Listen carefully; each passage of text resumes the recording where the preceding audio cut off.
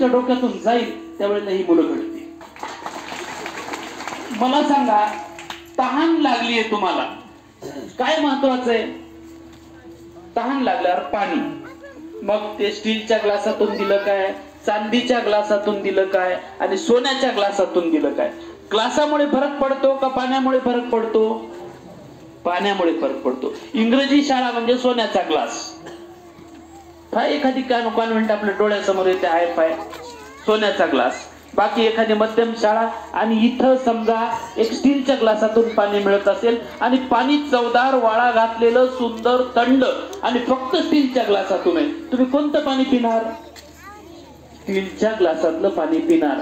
ठीक आहे, ग्रामीण भाग आहे म्हणून स्टीलचा ग्लास आहे असं समजू, पण पाणी अतिशय सुंदर आहे, विहिरीचं आहे, थंड आहे, गोड आहे, चवदार आहे, वाळा घातलेलं आहे, आणि चांगलं आहे, छान आहे. तर तुम्ही सगळी मुलं, तुमचा सगळा हे जे संचालन तुम्ही केलं ना, मन भरून आलं आमचं. आमच्या साहेबांनी तर त्याचं शूटिंग करून दिलं. एवढी गोड मुलं, आणि हा कमांडर तुमचा बघा, बघताच म्हणजे काय त्याचं कौतुक करावं तेवढं थोडं.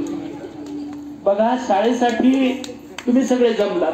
शाळा म्हणजे काय? मुलांना उत्तर आली पाहिजे, सुंदर लेवल. सुंदर शाळा म्हणजे काय असतं? एक सुंदर प्रयोगशाळा पाहिजे, एक ग्रंथालय पाहिजे, एक खोल्या बसायला पाहिजेत, मुख्याध्यापक पाहिजेत. आणि माझ्या शिक्षकांनाही माझं सांगणं आहे की तुम्ही कुठेही कमी पडू नका.